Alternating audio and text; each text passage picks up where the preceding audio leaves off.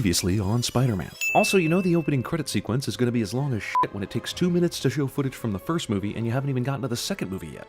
Long as shit opening credit sequence is more than 3 minutes long. Yet another fucking baby saved from another burning building. Thank God we didn't actually see it again. Parker?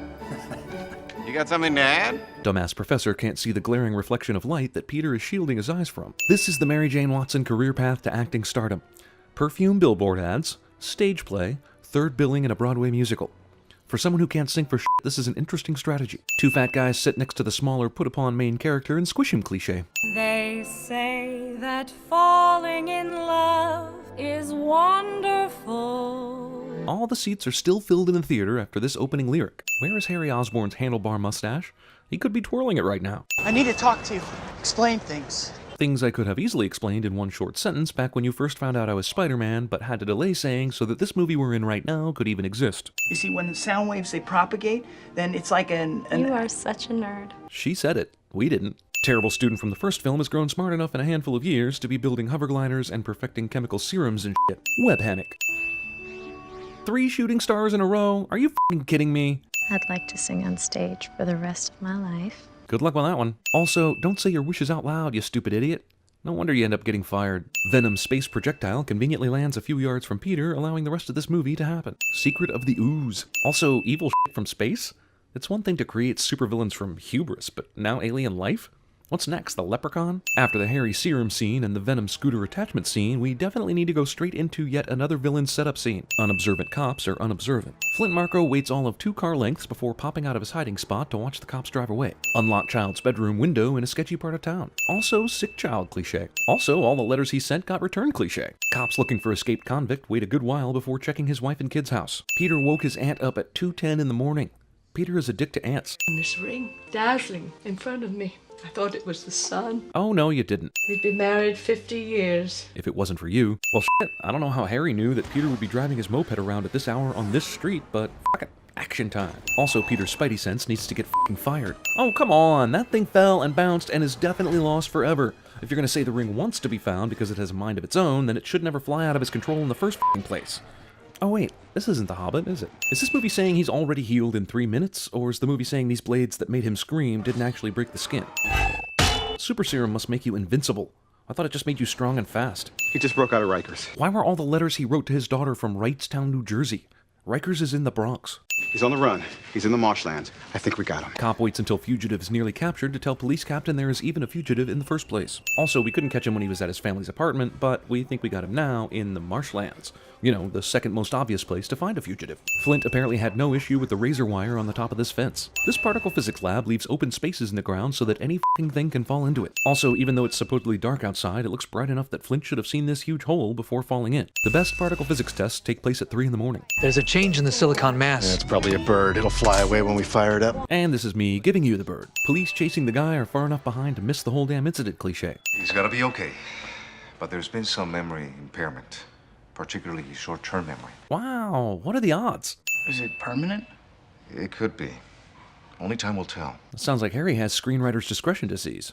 My father, he died, right? Harry conveniently loses his memory all the way to the most crucial moment so that he and Peter can be friends again. I'm sorry. I'm gonna have to ask you guys to scoot, okay? What an asshole. This is a pretty awesome sequence actually, but did the science people conduct an experiment on this sand and then just go home immediately without checking on the effects of said experiment? Wait, how did the locket survive the particle physics thing? Shouldn't Flint be part locket right now? Damn, this goo hitched a ride on the back of Peter's motorcycle and then just decided to crash at his place for a while.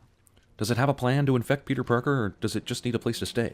What is that thing doing in my background? This guy says this before the thing in question actually comes into view in the background in the next shot. Also, there's club music blaring and the photographer is straight out of Zoolander, but this isn't a high-fashion shoot. It's not even a high-energy shoot. It's a photo shoot for a print ad for a photocopier. Gwen Stacy just happens to be in the building where Spider-Man needs to save the day. Polite debris. Gwen has nothing to hold on to in order to prevent this fall, but everyone can be Spider-Man in this universe. I work at the Daily Bugle, and I'm dating your daughter. But this series of unbelievable coincidences doesn't matter right now. I'm just here to take pictures. Movie unintentionally inspires the cheesy turning of the crane sequence in unnecessary rights-related reboot 5 years later. Man, people are taking an orgy of pills in this movie. First we have Flint's daughter, and then there was Aunt May, and now Jonah. This movie subliminally wants me to take drugs, doesn't it? I know Sam Raimi loves his brother, but I don't. Also, who the f*** are these girls? Are they like newspaper slogan pitch meeting cheerleaders? Wow, they gave Stan Lee actual dialogue. I like his cameos better when he's silently listening to headphones or nearly getting squashed by falling debris. I always appreciated how you helped me through high school. See, Harry is f***ing dumb. They fired her from the show, but security didn't get the memo any sooner than Mary Jane did. What is she doing here? Well, Gary was supposed to call her agent. Gary was supposed to call her agent, cliche. Couldn't the critics just be okay with Mary Jane so that this didn't bog down the movie? Also, how can Mary Jane's talent agency be so terrible they don't forward the message that she's been fired from the play, but be so f***ing insanely good as to land her the gig in the first place when she can't sing for shit? One critic? No, all the papers, dear. So, do Broadway shows really fire lead actresses after one performance if the reviews are bad enough? And if they do, how did the directors and the producers of that show get any work ever again, considering they just publicly outed themselves as absolutely terrible at judging singing talent? There's no way Mary Jane would think this applause is for her, since everyone is facing the other way towards Spider-Man right now. Also, I know we want Mary Jane to have a shitty moment here, but these people all start clapping way the hell before any of them could have known Spidey was about to swing by. Also, New York City, city of 10 million, where any coincidence you dream up is possible, including Spider-Man swinging by to a standing ovation just as Mary Jane finds out she's fired. Sandman just happens to be near a sand truck when the cops identify him. Geez, was this cop gonna try and murder Flint with a shovel? Fire! Are you f***ing kidding me? Also, there's the NYPD again, firing wildly at an occupied building in the middle of the day. Shazam! No, wrong comic book property. He's with DC now. Go ahead, lay one on me. Peter is a dick to his girlfriend. Sandman conveniently flies past the Spider-Man Key to the City celebration on his way to rob an armored car. The wrestling announcer turned theater usher from the first two movies now lives his lifelong dream of being a maitre d'. You have no idea how I feel right now. I know exactly how you feel. Oh look, Peter and MJ are having the same argument. Still, it's not a Sam Raimi Spider-Man movie without a scene of Peter leaving an answering machine message for MJ while MJ stands there listening. Originally, we thought that this man, Dennis Carradine, was your husband's killer. We were wrong. We captured a guy we think actually did it, but we never told you until he escaped from prison. Turns out Mr. Carradine was only an accomplice. To the robbery of the wrestling match? This movie is already too damn long, and now here's a 10-minute scene that wouldn't remotely be necessary if we weren't trying to literally rewrite the previous movies just to make this movie's plot make sense. So, Carradine robbed an amateur wrestling operation, ran out, and then had to go find his accomplice, who was supposed to steal some car somewhere so they could get away? Carradine didn't need any help with the robbery?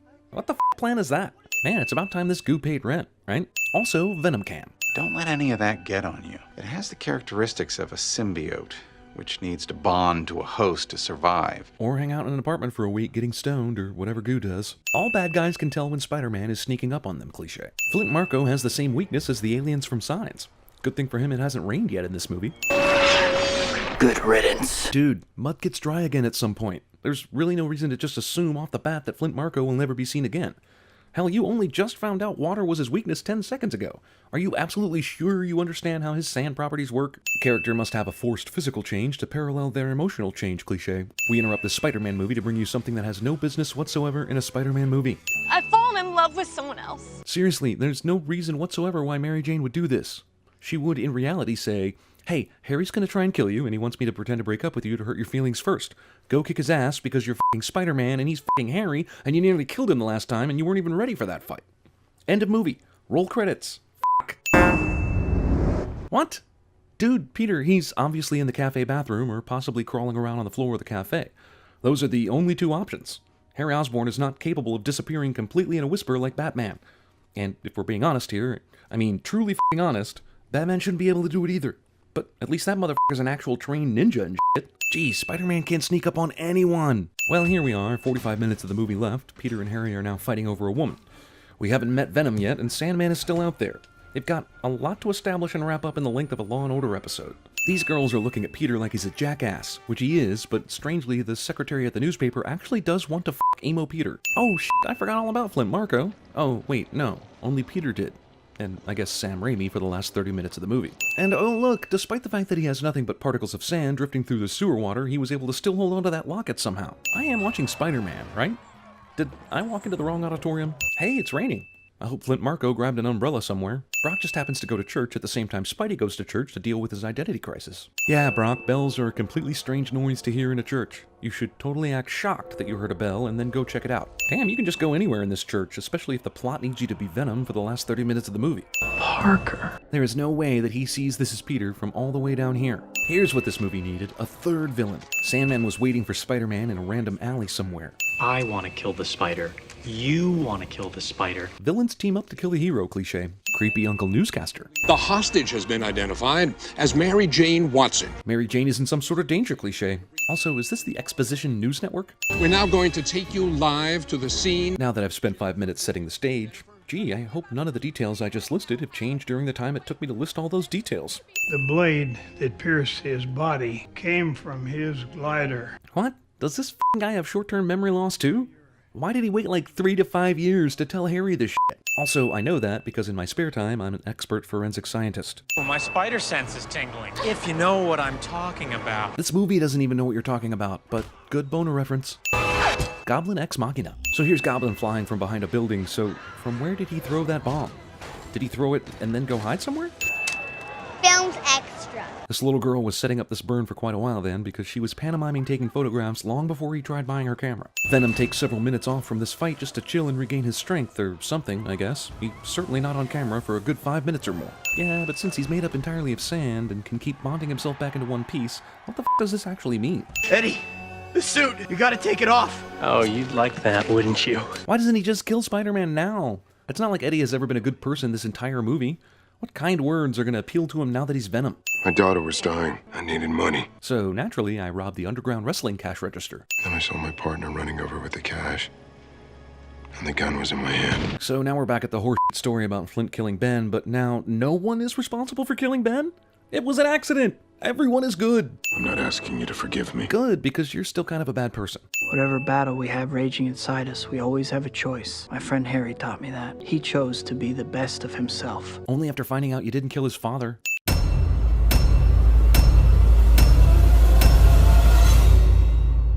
It's wonderful. Ever since CinemaSins began, the most requested thing has been TV Sins, and now it's a reality. Click the link in the description below to check it out. And now, the audio outtakes. Must have the precious. It's not about you, you mathematical dick! I can change, I can change! What if you remain a sandy little butthole? There's a snake in my boots! Why do we force? So that we can learn to pick ourselves up. And that is the truth that you left behind, right there in that bedroom. Freeze, Mommy. Bang, bang! Oh! Oh! She got us, baby! Mom got us! Oh, I'm dying! I'm dying.